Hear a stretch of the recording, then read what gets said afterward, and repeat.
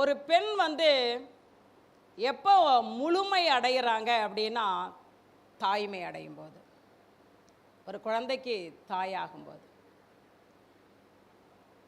வேதத்தில் ஆண்டவருடைய அன்புக்கு அடுத்த அன்பு கணவன் அன்போ மனைவி அன்போ பிள்ளைகள் அன்போ எழுதப்படலை. யார் அன்பு அடுத்த அன்பு? ஆண்டவருக்கு அடுத்த அன்பு யாருடைய அன்பு? தாய் அன்பு. அதனால தான் தாய் தேற்றுவது போல நான் உன்னை.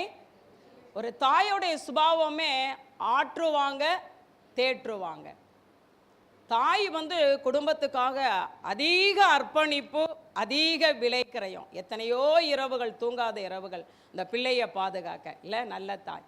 இன்னைக்கு என்ன சொல்ல வரேன்னா, அந்த மதர்ஸ் டேல நம்ம நல்ல தாயாக இருக்கணும். எப்படி இருக்கணும்? நல்ல தாயா. அப்போ கெட்ட தாயின்னு இருக்காங்களா? இருக்காங்க, பைபிள்லேயும் இருக்காங்க. இன்னைக்கு கள்ள காதலில் போகிறதெல்லாம் என்ன தாயி? என்ன தாயி? நல்ல தாயா? கள்ள காதலுக்காக பிள்ளைய கொள்கிற தாயெல்லாம் நல்ல தாயா? அது தாய் இல்லை. தாக்கு பதிலாக பே போடுங்க. அது தாய் இல்லை.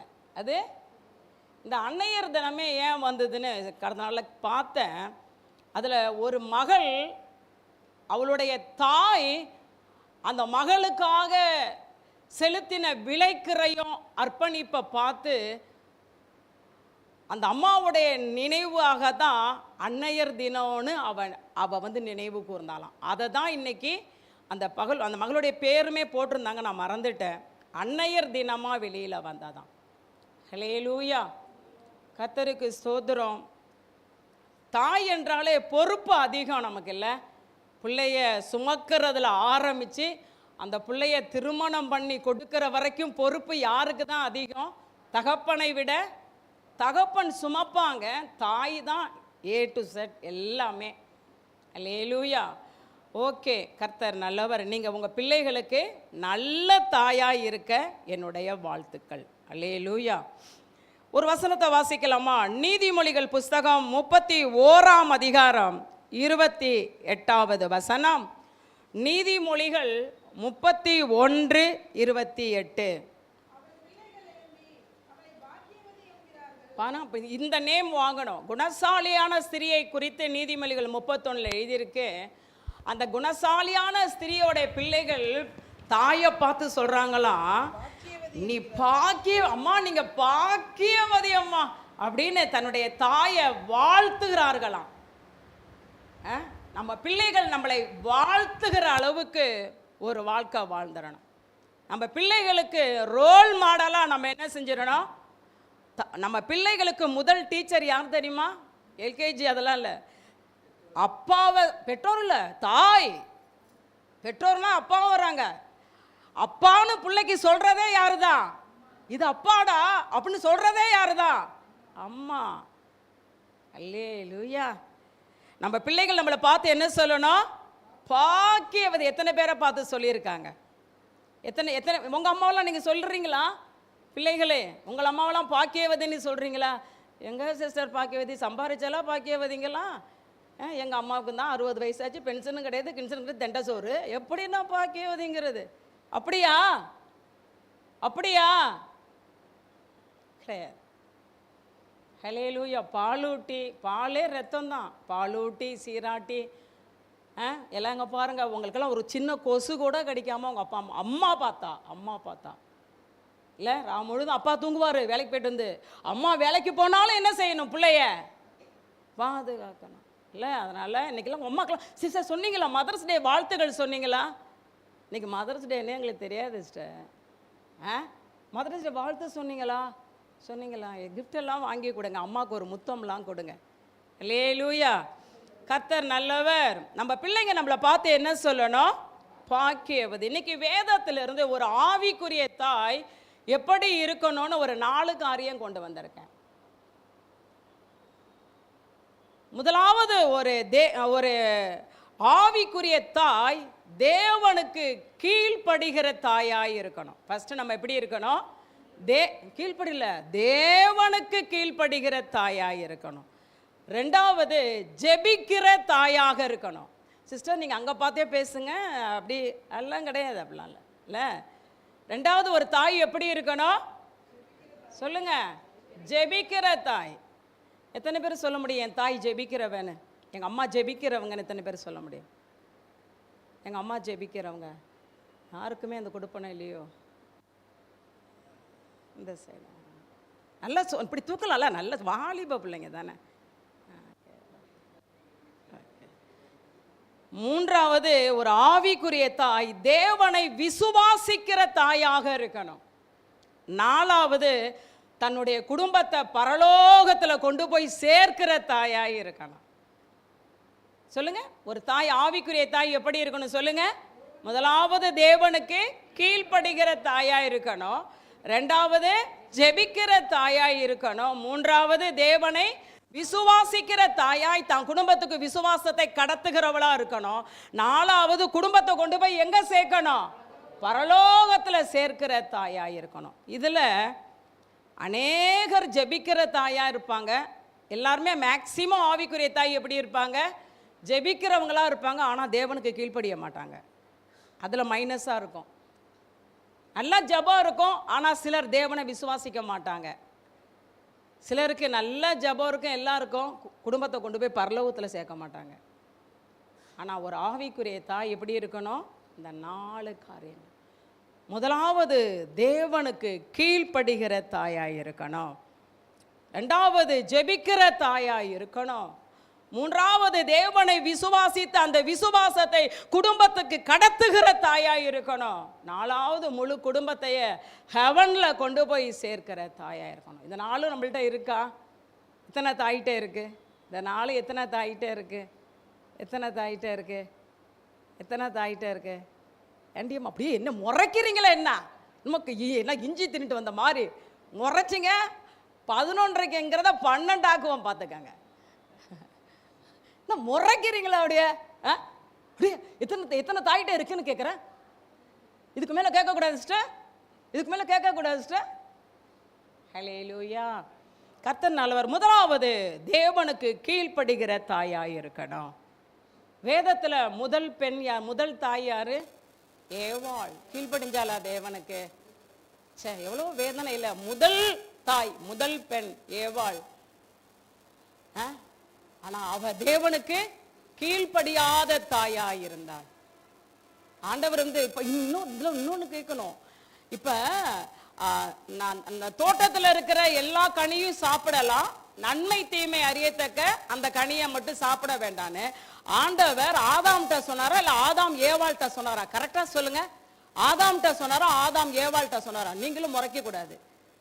ஆதாம்கிட்ட சொன்னாரா ஆதாம் ஏவாள்கிட்ட சொன்னாரா? 2 பேர். அதான் கேட்கிறேன், ஆதாம்கிட்ட சொன்னாரா இல்ல 2 பேர்ட்டையும் சொன்னாரா? 2 பேர்ட்டையும் சொன்னாரு. உங்களுக்கு எல்லாம் பெரிய முட்டையை போட்டுதான் அனுப்பணும். ஆதாம்கிட்ட மட்டும்தான் ஃபர்ஸ்டே சொல்லிட்டாரு. ஆதாம்கிட்ட தான் சொன்னார். அதுக்கப்புறம் தான் மனுஷன் தனிமையா இருப்பது நல்லதல்லன்னு ஏற்ற துணையை கொடுத்தாரு. அப்ப ஆதாம் தான் ஏவாளுக்கு சொன்னாரு. ஆண்டவர் மாதிரி சொல்லி இருக்கிறாரு சாப்பிட கூடாதுன்னு. ஆதாம் தான் ஏவாள்கிட்ட சொன்னாரு. இந்த ஒரு சின்ன காரியம் தானே. அந்த சின்ன காரியத்துக்கு ஏவாள் கீழ்ப்படியாததுனால தலைமுறைக்கு சாபத்தை வைத்து போனவள். நல்லா புரிந்து கொள்ளுங்க. இந்த மதர்ஸ் டேல தேவனுக்கு கீழ்ப்படுகிற தாயாய் ஒரு காரியம் ஆண்டவர் சொல்லிட்டாருன்னா அப்படியே கீழ்ப்படுகிற தாயாய். உங்க தலைமுறை நல்லா இருக்கணும்னா எத்தனை மதர்ஸ் விரும்புறீங்க? என் தலைமுறைகள் நல்லா இருக்கணும். நல்லா இருக்கணும்னா வேதத்துக்கு கீழ்ப்படிங்க, ஆண்டவருக்கு கீழ்ப்படிங்க. உங்க தலைமுறைகள் நல்லா இருக்கும். இப்ப ஏவாள் என்கிற தாய் கீழ்ப்படியாதனால காயின் கொலைகாரனாய் மாறினான். ஆபேல் கொலை செய்யப்பட்டான். குடும்பத்துல சாபம் வந்தது. அடுத்து லோத்தோட மனைவி யாரு? அவளும் தாய் தானே, மிஸ்ஸஸ் லோத். அவளுக்கு 2 பெண் பிள்ளைகள் இருந்தாங்கன்னு பைபிள் இருக்கு. அவ நல்ல தாயா? தேவனுக்கு கீழ்ப்படிந்த தாயா? பேசுங்க, வசனம் தெரிஞ்சவங்க. மிஸ்ஸஸ் லோத்தும் கூட தேவனுக்கு கீழ்ப்படியாத தாய். அன்று என்ன சொன்னாரு? பின் திரும்பி பார்க்காதே, இந்த சமபூமியில நில்லாதே, உன் ஜீவன் தப்ப ஓடிப்போ. ஆனா அந்த தாய் என்ன பண்ணா? திரும்பி பார்த்து உப்பு தூணா மாறி தான் பிள்ளைகளுக்கு என்னத்தை கொண்டு வந்துட்டா? சாபத்தை, தேவ கோபத்தை. தேவன் அருவருத்து, ஐயோ இந்த லோத்தோடைய சந்ததி ஆலயத்துக்கே வர வேண்டாப்பா அப்படின்னு சொல்ற அளவுக்கு லோத்தோட மனைவி தேவனுக்கு கீழ்ப்படியாதவளாய் எல்லாம் புரிந்து கொள்ளுங்க. நான் கீழ்ப்படியலன்னா என்ன சிஸ்டர்? ஆண்டவர் உங்களுக்கு சொன்னதுக்கு நீங்க கீழ்ப்படியலனா சந்ததி பாதிக்கப்படும். உங்க சந்ததி நல்லா இருக்கணும்னா தேவனுக்கு கீழ்ப்படுகிற தாயாயிருங்கள். அதே நேரத்துல வேதத்துல சிப்பிராள் பூவாள் அப்படின்னு 2 டாக்டர் இருந்தாங்க. அவங்களுக்கு திருமணமாகிய குழந்தைங்க இருந்ததா பைபிள்ல யாத்திராகமத்துல எழுதப்பட்டிருக்கு. பேரு சொல்லுங்க, சிப்பிராள் பூவாள் என்கிற நல்ல தாய். அப்ப அவங்க என்ன செஞ்சாங்கன்னா, ராஜா சொல்றாரு, பார்வோன் கர்த்தருடைய எபிரேயருக்கு பிறந்த ஆண் பிள்ளைகளை கொன்று அப்படின்னு சொல்லும் பொழுது அந்த 2 டாக்டர் என்ன செஞ்சாங்க தெரியுங்களா? தேவனுக்கு பயந்து அந்த தேவனுடைய அந்த சந்ததியை நம்ம கொலை செஞ்சிட்டோம்னா ஐயோ தேவ கோபம் வந்துரும்னு தேவனுக்கு பயந்து தேவனுக்கு கீழ்ப்படிந்தார்கள். ஆமா, வாசிக்கலாம் அந்த பகுதியை. யாத்திராகம புஸ்தகம் 1ஆம் அதிகாரம் 20-21. அந்த சிப்பிராள் பூவாள் என்கிற 2 தாய்மார்களும் கர்த்தருக்கு பயந்து தேவனுக்கு கீழ்ப்படிந்தார்கள். இது நிமித்தம் தேவன் அந்த மருத்துவச்சிகளுக்கு நன்மை செய்தார். 21 வாசிங்க. மருத்துவச்சிகள் தேவனுக்கு பயந்ததினால் அவர்கள் குடும்பங்கள் தலைக்கும்படி செய்தார். ஆமென். தேவனுக்கு நீங்க கீழ்ப்படுகிற தாயா இருந்தீங்கன்னா உங்க குடும்பங்கள், உன் சந்ததி, நம்ம தலைமுறை பிளெஸிங்கா இருக்கும், செழிப்பா இருக்கும். ஹல்லேலூயா, ஹல்லேலூயா. அடுத்த வேதத்துல புதிய ஏற்பாட்டுல மரியாள், இயேசுவின் தாயாகிய மரியாள், அவங்க கீழ்ப்படிஞ்சவங்களா கீழ்ப்படியாதவர்களா? கீழ்ப்படிந்த தாய். ஹல்லேலூயா. 16 வயசுதான் தேவதூதன் போய் மரியாள் வீட்டுல நிக்கிறாரு. நின்னு சொன்னாரு, என்ன சொன்னாரு? இதோ கன்னி கர்ப்பவதி ஆகி ஒரு குமாரனை பெறுவாய், அவருக்கு இயேசுன்னு பேர் வைக்கணும் அப்படின்னு 16 வயது நிறைந்த திருமணத்துக்கு நிச்சயமான மரியாள்கிட்ட போய் ஆண்டவர் தூதனை அனுப்பி சொல்லும் பொழுது அவ சொன்ன வார்த்தை லூக்கா 1:38, இதோ நான் ஆண்டவருக்கு அடிமை, உம்முடைய வார்த்தையின்படியே எனக்கு ஆக கடவது என்று மரியாள் தேவனுக்கு கீழ்ப்படிந்தாள். அதனால இயேசு மட்டும் இல்ல, இயேசுக்கு அப்புறம் மரியாளுக்கு எத்தனை குழந்தைங்கன்னு தெரிஞ்சவங்க சொல்லுங்க. இயேசுக்கு அப்புறம் மரியாளுக்கு எத்தனை குழந்தைங்க? 4 பிள்ளைங்க.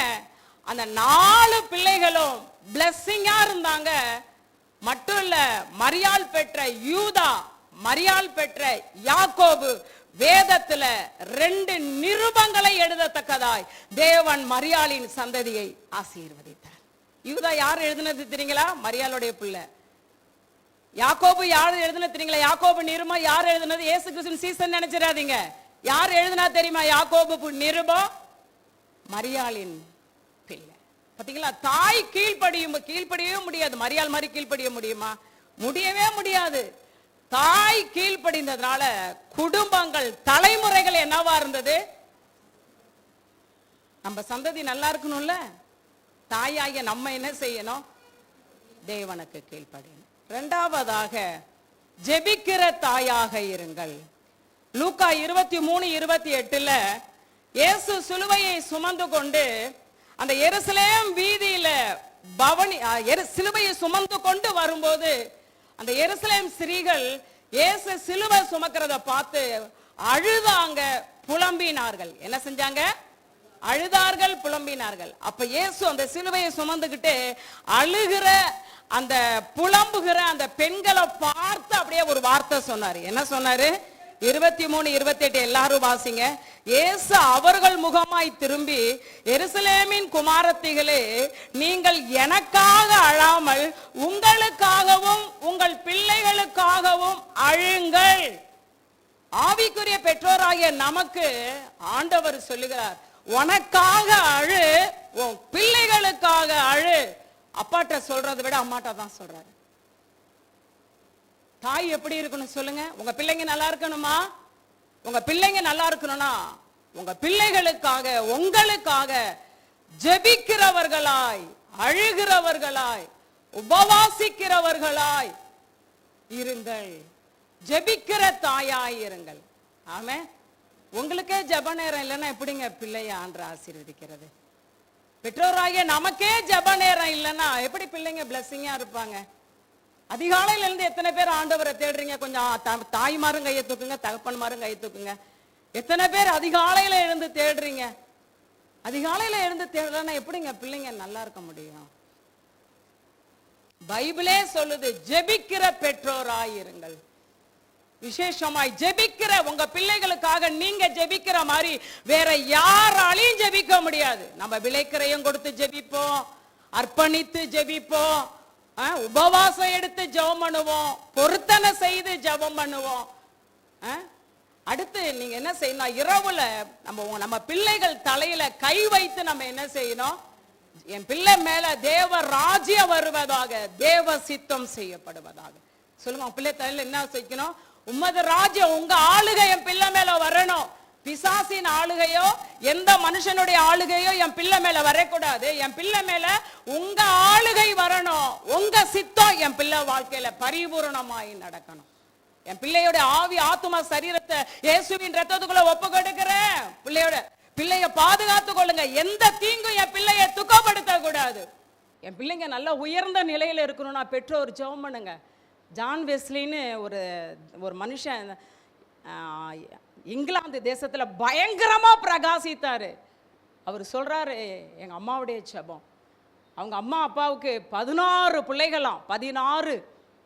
அந்த அம்மா ஒவ்வொரு நாளும் இரவுல 16 பிள்ளைக்கு ஜெபிக்கணும்னா எவ்வளவு கஷ்டம். ஒரு பிள்ளைக்கு ஜெபிக்கிறதே நமக்கு கஷ்டமா. எத்தனை பேர் நைட்ல புள்ள தலையில கை வச்சு ஜெபம் பண்றீங்க?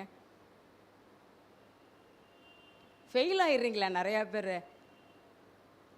என்ன பெற்றோர் நீங்கள் ஆண்கள் பிள்ளைங்க தலையில கை வச்சு இல்லையா? சேச்சா ரொம்ப வருந்தத்தக்க செய்யும். இன்னையிலேருந்து அதை ஸ்டார்ட் பண்ணுங்க. ஓகே, இல்லை இன்னையிலேருந்து செய்யலாம், பரவாயில்ல, போனால் போயிட்டு போகுது, இன்னையிலேருந்து செய்யுங்க.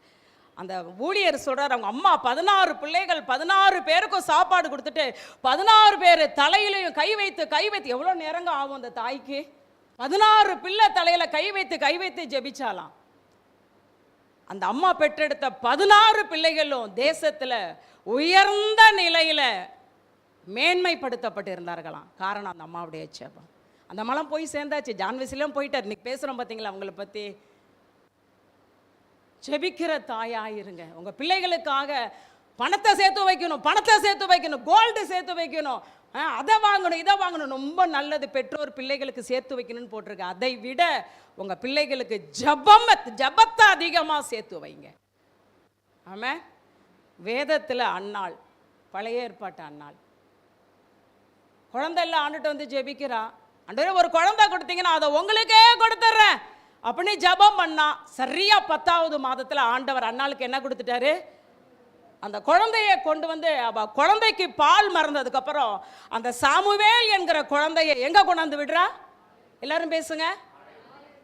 அப்ப அந்த ஆலயத்தின் நிலைமை எப்படி இருந்தது தெரிஞ்சவங்க பேசுங்க. அந்த ஆலயத்தின் நிலைமை எப்படி இருந்தது? ரொம்ப நல்ல ஆலயமா இருந்ததா? ஊழியரும் சரியில்லை, ஊழியர் பிள்ளைகளும் சரியில்லை.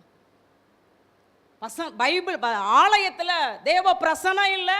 என்ன அப்படியே ஒருத்தருக்குமே வசனமே தெரியாதா? என்னப்பா உயிரை கொடுத்துதான் இதெல்லாம் அநேகமா பேசியிருக்கேனே. என்ன இல்லை, தேவ பிரசன்ஸ் இல்லை, தரிசனம் கிடையாது, தேவனுடைய வார்த்தையே கிடையாது. அப்ப அந்த நேரத்துல நம்ம பிள்ளைய கொண்டு போய் விடுவோமா? அங்கேயே விட்டுருவோமா? என் பிள்ளைய யார் பாதுகாப்பா? யார் குளிப்பாட்டுவா? யார் ஆகாரம் விட்டுவா? அங்கேயே சாட்சி சரியில்லையே, என் பிள்ளை போனா கெட்டு போயிருமேன்னு விடுவோமா கொண்டாந்து ஆலயத்துல? அவ ஆலயம் ரொம்ப மோசமா இருந்தது. ஆனாலும் என்னுடைய பொருத்தனை என் பிள்ளைய கொண்டு போய் அங்கே விட்டுட்டு நான் போய் ஜெபம் பண்ணுவேன். என் பிள்ளைய கர்த்தர் பொறுப்பெடுப்பார். என்ன தாய் பார்த்தீங்களா? அன்னாள் மாதிரி நீங்கள் உங்கள் பிள்ளைக்கு இருக்கணும். வந்து ஜெபிச்சு கொண்டாந்து பிள்ளைய விட்டுட்டு வீட்டுக்கு போயிட்டா. வீட்டுக்கு போய் அவள் பண்ணின ஜெபம் இங்கே சாமுவேலோட தேவன் பேசினார். சாமுவேலை தேவன் பொறுப்பெடுத்தார். கரெக்டா? அன்னாளுடைய ஜெபம் சாமுவேலை யார் பொறுப்பெடுத்தா? தேவன் பொறுப்பெடுத்தார். கர்த்தர் சாமுவேலோடு பேசினார். சாமுவேலை நல்ல ஆவியில வளர்த்து விட்டார். அவனுக்கு நல்ல வார்த்தையை வெளிப்படுத்தினார். சாமுவேல் போனதுக்கு அப்புறம் சபையே மறுரூபம் அடைஞ்சிருச்சு. காரணம் அன்னாளுடைய பிரேயர், அன்னாளுடைய ஜெபம். சாமுவேலை கொண்டு போய் விட்டதுக்கு அப்புறம் ஆலயம் என்ன ஆயிடுச்சு? மறுரூபம் ஆயிடுச்சு. பிரசனம் வந்துட்டு, தரிசனம் வந்துட்டு, வார்த்தை வந்துட்டு, கர்த்தர் சாமுவேலை சமஸ்த இஸ்ரவேலின் தீர்க்கதரிசியாய் மாற்றினார் என்றால் அண்ணாளுடைய தாயோடைய ஜெபம். உங்க ஜெபம் உங்க பிள்ளைங்களை உயர்ந்த நிலைக்கு கொண்டு போகும். உங்க ஜெபத்துக்கு அவ்வளோ பவர் இருக்கு, உங்க முழங்காலுக்கு அவ்வளோ பவர் இருக்கு. அதனால இந்த மதர்ஸ் டேல உங்க பிள்ளைங்களுக்காக கண்ணீரோடு ஜெபம் பண்ணுங்க, உபவாசத்தோடு ஜெபம் பண்ணுங்க, அதிகாலையில் ஜெபம் பண்ணுங்க, விலைக்கரையும் கொடுத்து ஜெபம் பண்ணுங்க, பொருத்தனைகள் பண்ணி ஜெபம் பண்ணுங்க. உங்க ஜெபம் உங்க பிள்ளை அன்னாளுடைய ஜெபம் சாமுவேலை இப்படி பார்க்குற அளவுக்கு வச்சுச்சு. அவர் பேர்லேயே 2 புக்கு இல்லை, நியாயாதிபதியாய், தீர்க்கதரிசியாய், ஆசாரியனாய், 2 ராஜாக்களை அபிஷேகம் பண்ணுகிறவராய், 100க்கு 100 சாமுவேல் உயர்வில் தாயோடைய ஜெபம் இருக்கு. உங்கள் ஜெபத்தை நம்ம உங்கள் புள்ள எப்படினாலும் போகட்டும், உங்கள் முழங்கால தாண்டி உங்கள் புள்ள வெளியில் போடவே முடியாது. அதை மட்டும் தெரிந்து கொள்ளுங்கள். 3வது, விசுவாசிக்கிற தாயாயிருங்க. 100% என்ன செய்யணும்? தேவனை விசுவாசிங்க, வார்த்தையை விசுவாசிங்க. நமக்குள்ள விசுவாசம் இருந்தால் தான் நம்ம பிள்ளைக்கு விசுவாசம் வரும். பிள்ளைகிட்டே விசுவாசம் நிறைந்த வார்த்தைகளை பேசுங்க.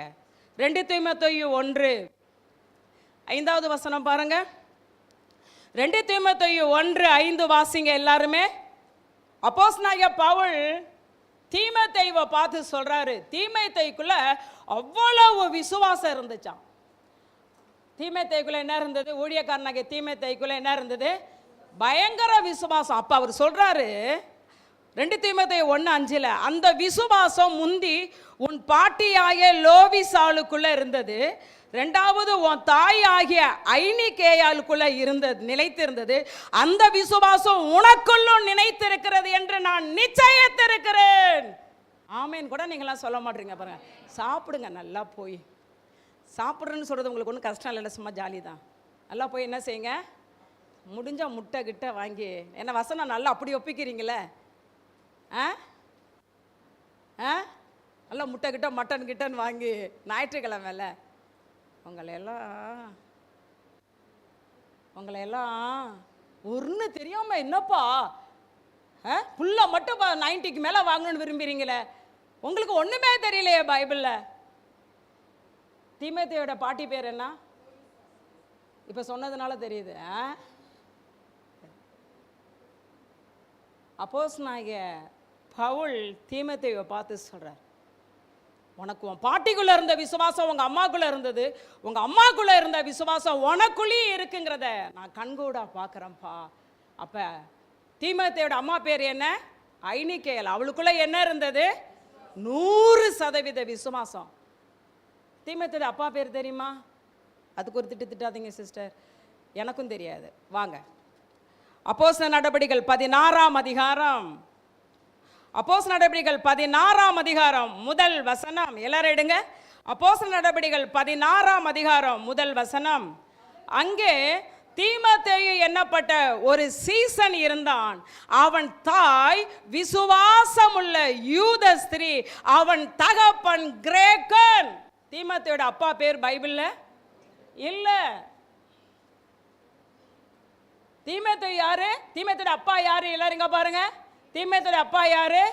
கிரேக்கன். அம்மா யாரு? யூத ஸ்திரீ. அப்ப யூத ஸ்திரீய கிரேக்கனுக்கு மேரேஜ் பண்ணி கொடுத்துருக்காங்க. லவ் மேரேஜா சிஸ்டர்னு கேட்டுறாதீங்க.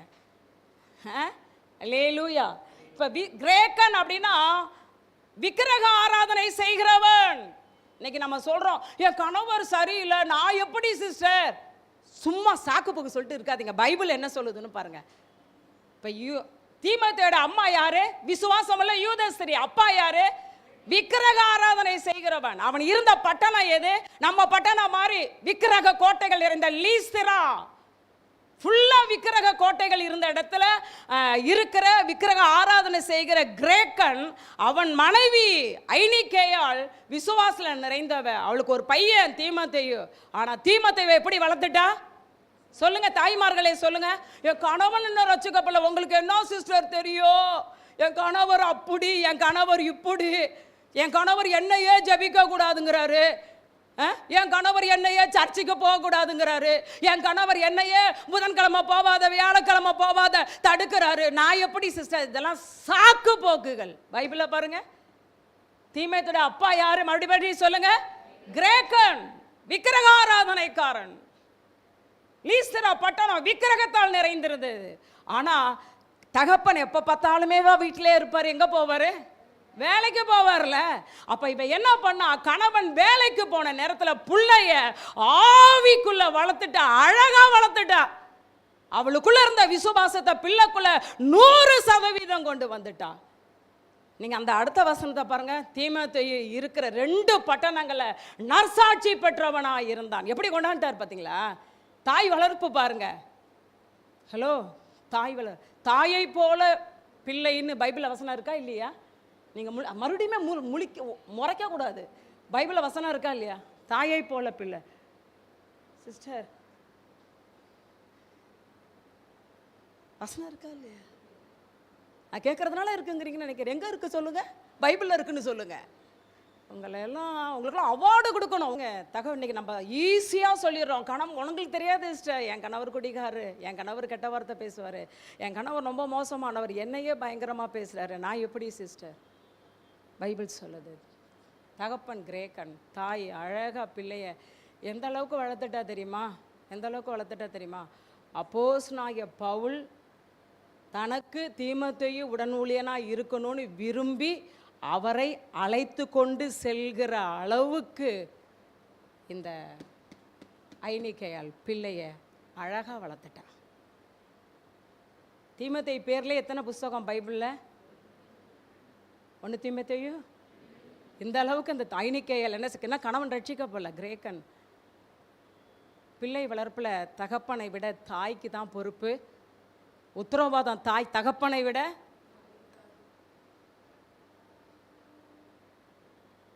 உங்களுக்கு ஒரு கதை தெரியும். ஒருத்தன் திருடிட்டு ஜெயிலில் போய் கிடந்தானோ. சின்ன வயசுலேருந்தே திருடி கடைசியில் பெரிய இதாக மாதிரி ஜெயிலுக்கு போய் அவனுக்கு தூக்கு தண்டனை கிடச்சிருச்சான். கேட்டிருப்பீங்கன்னு நினைக்கிறேன். தூக்கு தண்டனை கிடச்சதுக்கப்புறம் தாய்கிட்ட கடைசியாக உன் ஆசை என்னன்னு கேட்கும்போது என்ன சொன்னானா, எங்கள் அம்மாவை பார்க்கணும் நானா. அவங்க அம்மா போனாங்களாம். என் அம்மாவா உன்ட்ட உனக்கு காதில் ஒன்று சொல்லணும்னு நானா. என்ன சொன்னானா, காதே கடிச்சு எடுத்தானா. நான் திருடுனால சின்ன வயசுலேயே ஸ்கூல்லே திருடுனால அப்போயே நான் 4 அடி அடித்து திருடாத அடுத்தவங்க பென்சிலை கொண்டு வருவியா, ரப்பரை கொண்டு வருவியா, அடுத்தவங்க பொருளை வீட்டுக்கு எடுத்துகிற நான் அடின்னு அடிச்சிருந்தா அன்றைக்கி நான் தூக்கு தண்டனை கொலகாரனாக போயிருப்பேனா? நான் ஒழுங்காக அன்னைக்கு திருடிட்டு வரப்ப இன்னும் அன்னைக்கு நான் அடுத்த 2 பென்சில் எடுத்துகிட்டு வா, நாளைக்கு 2 ஸ்கேலை எடுத்துக்கிட்டு வா அப்படின்னு என்னை ஒழுங்காக வளர்க்காதனால தான் இன்றைக்கி நான். புரிந்து கொள்ளுங்க. தகப்பனை விட பொறுப்பு யாருக்கு இருக்குது? பிள்ளை வளர்ப்பில். என்ன அழகா உருவாக்கி கொண்டான்ட்டா பார்த்தீங்களா? விசுவாசம் உள்ள ஸ்திரீயாக, விசுவாசம் உள்ள தாயாக இருங்கள். பாருங்க, அவெல்லாம் தாய் தலைமுறைக்கு என்னத்தை கொண்டு வந்துட்டா? ஆசீர்வாதம். ஜெபிக்கிற தாய் சந்ததிக்கு, தேவனுக்கு கீழ்ப்படுகிற தாய் சந்ததிக்கு, தேவனை விசுவாசிக்கிற தாய் சந்ததிக்கு. 4வது என்ன சொன்ன? பரலோகத்தில் கொண்டு போய் சேர்க்கிற. அது யார் தெரியுமா? வேற யாரும் இல்லை. அந்த அம்மாவோட பேர் பைபிளில் இல்லை, செபதேயுவின் மனைவி. வாசிங்க மத்தேயு 20:20. செபதேயு மனைவி பேரை பைபிளில் போடல. செபதேயு ஒரு மீனவர். அவருக்கு 2 ஆண் பிள்ளைகள். ஒருவர் பேர் யோவான், ஒருவர் பேர் யாக்கோபு. 2 பேருமே மீன் பிடிக்கும்போது, கொஞ்சம் எடுத்துக்கிட்டுருங்க அப்படியே பேசிடுறேன். 2 பேருமே மீன் பிடிக்கும்போது ஆண்டவர் என்ன செஞ்சாரு? 2 பேரையும் என் பின்னே வாருங்கள் அப்படின்னு ஊழியத்துக்கு அழைச்சாரு. 2 பேருமே அப்படியே அப்பாவோட போட்டை அப்படியே விட்டுட்டு, வலையை விட்டுட்டு ஆண்டவருடைய வார்த்தைக்கு கீழ்ப்படிஞ்சு இயேசுவை பின்பற்றி போனாங்க. அது 2 பேரில் ஒருத்தன் தான் இயேசுவின் மார்பிலேயே சாய்ந்து கிடந்த யோவான். ஆண்டவர் 2 பேர். அந்த யாக்கோபு யாருன்னு கேட்டால் ஆண்டவருக்காக கொலை செய்யப்பட்ட இரத்த சாட்சி இல்லை. வல்லமையாய் தேவன் 2 பேரையும் பயன்படுத்தினாரு. இப்போ ஊழியம் செய்கிற நாட்களை அந்த செபதேயோட மனைவி பார்க்குறா, என் பிள்ளைங்கள 2 பேர்த்தையுமே ஆண்டு ஊழியத்தை கலைச்சிட்டாரு, 2 பேருமே ஆண்டு வல்லமையாக பயன்படுத்துகிறாரு. அதில் அவளுக்கு சந்தோஷம். ஆனால் அதை விட பெரிய இன்னொரு சந்தோஷத்தை எதிர்பார்த்து ஒரு நாள் 2 பிள்ளைங்களையும் அழைச்சிக்கிட்டு ஏசுக்கிட்ட வரா. அப்போ சின்ன பிள்ளையா பெரிய பிள்ளையா? சின்ன பிள்ளையா? அவங்களெல்லாம் ஐயோ என்ன ஏசு ஊழியத்துக்கு அழைச்சதுக்கு அப்புறம் வல்லமையாக பயன்படுத்தப்பட்ட 2 பேரையும் அழைச்சிக்கிட்டு ஏசுட வரனா சின்ன பிள்ளையா? உங்களுக்கு சத்தியமே தெரியல. ஊழியத்தில் பயன்படுத்துகிற நாட்களை அழைத்து கொண்டு ஏசுக்கிட்ட வரா. வந்து என்ன கேட்டால் தெரியுமா? வாசிங்க. இப்போ மத்தேயு 20:20 வாசிங்க, எல்லாரும் வாசிங்க. செபதேயுவின் குமாரருடைய தாய் தன் குமாரரோடு கூட, சின்ன பிள்ளையாப்போ இப்போ ஊழியம் செஞ்சிட்டு இருக்குது, அந்த நாட்களை குமாரரோடு கூட அவரிடத்தில் கொண்டு வந்து அவரை பணிந்து கொண்டு, உம்மிடத்தில் ஒரு விண்ணப்பம் ஒரு விண்ணப்பம் பண்ணணும்னு கேட்கிறா. அவர் அவளை நோக்கி 21 வாசிங்க, உனக்கு, இப்போ நான் கேட்குறேன், இப்போ இயேசு உங்கள்கிட்ட வந்து உனக்கு என்ன வேணும்னு கேட்டால் என்ன சொல்வீங்க? என் பிள்ளை கலெக்டர் ஆகணும், என் பிள்ளை அதாகணும், என் பிள்ளைக்கு வேலை கிடைக்கணும், என் பிள்ளைக்கு கல்யாணம் ஆகணும். நீங்கள் நம்ம என்ன கேட்போம்? உனக்கு என்ன வேணும்னு போய், சரி இயேசு இன்னைக்கு மதர்ஸ் டேல கேட்குறாருப்பா உங்களை, என்ன வேணும்னு சொல்லி என்ன சொல்லுவீங்க? என் பிள்ளைக்கு வேலை கிடைக்கணும், என் பிள்ளைக்கு கல்யாணம் ஆகணும். என்ன கேட்பீங்க? ஐயோ, நீ என்ன கேட்பீங்க? இன்னைக்கு ஆண்டு வந்து உங்களை கேட்குறாரு மதர்ஸ் டே, என்ன ஆகணும்னு கேட்டால், நீ உனக்கு என்ன வேண்டும் இந்த கேட்டார்ல, உனக்கு அவர் என்ன கேட்டார்? உனக்கு என்ன வேண்டும்? என்ன சொன்னா தெரியுமா? அதற்கு அவள், உம்முடைய ராஜ்யத்திலே, பரலோக ராஜ்யத்திலே என் குமாரராகிய இவ்2 பேரில் ஒருவன் உங்கள் வலது பக்கம் உட்காரணும், ஒருவன் உங்கள் இடது பக்கம். எப்படி விருப்பத்தை பார்த்தீங்களா? என்ன அருமையான விருப்பம் பார்த்தீங்களா? பரலோகத்தை கொண்டு போய் சேர்த்துட்டா பாருங்க, பூமியிலே ஓரளவுக்கு சேர்த்துட்டா. ஆனால் அந்த அம்மாவோட விருப்பம் என்ன? பரலோகத்தில் என் புள்ள பூமியில் ஊழியம் செஞ்சது மட்டும் இல்லை, பரலோகத்தில் என் புள்ள இயேசுக்கு வலது பக்கம் ஒருத்தனும். என்ன அருமையான! இன்னைக்கு நமக்கு இந்த ஆசை இருக்கணும், என் பிள்ளை விடுதலை பெறணும், நல்லது, என் பிள்ளை நல்லா படிக்கணும், நல்லது, என் பிள்ளை நல்ல ஒரு MBBS ஆகணும், நல்லது, இன்ஜினியர் ஆகணும், நல்லது, நல்ல உயர் பதவிக்கு வரணும், நல்லது, என்னை விட உயர்ந்த நிலையில் இருக்கணும், ரொம்ப நல்லது. என் பிள்ளை பரலோகத்துக்கு வருமா? எத்தனை பேர் சொல்ல முடியும் என் பிள்ளை பரலோகத்துக்கு வந்துடும்? எத்தனை தாய் சொல்ல முடியும் என் பிள்ளை பரலோகத்துக்கு வந்துடும்? இந்த மதர்ஸ் டேயில் யோவான் யாக்கோபுடைய தாய் போல நம்ம பிள்ளைகளை அவள் வந்து பரலோகத்துக்கு கொண்டு போய் சேர்க்கறது அவள் நோக்கம் இல்லை. பரலோகத்திலேயும் என் பிள்ளை எங்கே தான் இருக்கணும்? இயேசுக்கு வலது பக்கமும். இன்னொன்று தெரியுமா? பரலோகத்தில் நம்ம எல்லாரும் ஒரே இடத்துல இருக்க மாட்டோம், கரெக்டா? ஆமேன்னு சொல்கிறவங்க, பரலோகத்தில் நம்ம எல்லாரும் ஒரே இடத்துல இருப்போமா? கொஞ்சம் தெரிஞ்சவங்க ஆமேன்னு சொல்கிறோம். ஒரே இடத்துல இருப்போமா, வெவ்வேறு இடத்துல இருப்போமா? இந்த இந்த சத்தியத்தை ஏற்றுக்கொள்கிறவங்க கைகளை அப்படியே உயர்த்தியே இருங்க. வெவ்வேறு இடத்துல. நாளைக்கு நீங்கள் எங்கே இருப்பீங்கன்னு தெரியாது, நான் எங்கே இருப்பேன்னு தெரியாது பரலோகத்தில். ஆனால் பரலோகத்திலையும் நம்ம இயேசுவின் அருகில் இருக்க என்ன செய்யணும்? பரலோகத்திலையும் நம்ம எங்கே சிஸ்டர், நாங்கள் பரலோகத்துக்கு வரதே பெரிய காரியம். சரி, ஓகே, பரலோகத்திலையும் நம்ம எங்கே இருக்கணும்? இயேசுவின். கண்களை மூடுவோமா? இந்த மதர்ஸ் டேயில் ஒரு ஆவிக்குரிய தாய் எப்படி இருக்கணும்னு நம்ம வேதத்தில் இருந்து தியானித்திருக்கோம். முதலாவது தேவனுக்கு கீழ்ப்படுகிற தாயாய், 2வது ஜெபிக்கிற தாயாய், 3வது தேவனை 100% விசுவாசித்து அதை பிள்ளைகளுக்கு கடத்துகிற தாயாய், 4வது நம்ம குடும்பத்தையே கொண்டு போய் பரலோக ராஜ்யத்தில் சேர்க்கிறது. அப்படியே கேளுங்க, என்னை அப்படி மாற்றுங்கப்பா, என்னை அப்படி மாற்றுங்க ஆண்டவரே. நான் என் சந்ததிக்கு ஆசீர்வாதத்தை வைத்து போனப்பா. நான் என் சந்ததிக்கு அன்னாளை போல, செபதேயுவின் தாயை போல, தீமோத்தேயோட அம்மா போல, ஒரு மரியாளை போல நான் என் பிள்ளைக்கு ஆண்டவர், நீர் எனக்கு கொடுத்த கற்பத்தின் கனிக்கு நல்ல ஒரு ரோல் மாடலாக, நல்ல நல்ல ஒரு என் பிள்ளைங்களுக்கு ஒரு ஆசீர்வாதமான தாயாய், என் பிள்ளைங்களுக்கு ஆசீர்வாதத்தை கொண்டு வருகிற தாயாய் இந்த மதர்ஸ் டேயில் என்னை மாற்றுங்க ஆண்டவரே. சொல்லுங்கள், என்னை நல்ல தாயாய் மாற்றுங்கப்பா. கேளுங்க கேளுங்க, என் பிள்ளைக்கு நல்ல ஆசீர்வாதத்தை வைத்து போகிற தாயாய் ஆண்டவரே. அக்னி கிறிஸ்துவ சபையில் இருக்கிற எல்லா தாய்மார்களும், இதை பார்த்து கொண்டிருக்கிற தாய்மார்களும் கூட இந்த மதர்ஸ் டேயில் இந்த 4 விதமான தேவனுக்கு கீழ்ப்படுகிற தாயாய், ஜெபிக்கிற தாயாய், விசுவாசிக்கிற தாயாய், குடும்பத்தையே கொண்டு போய் பரலோகத்தில் சேர்க்கிற தாயாய், தன்னுடைய தலைமுறைகளுக்கு ஆசீர்வாதத்தை கடத்துகிற தாயாய், வைத்து போகிற தாயாய் மாற கர்த்தர் எங்களுக்கு அனுக்கிரகம் செய்வீராக. இயேசுவின் நாமத்தில் பிதாவே, amen amen. God bless you, God bless you.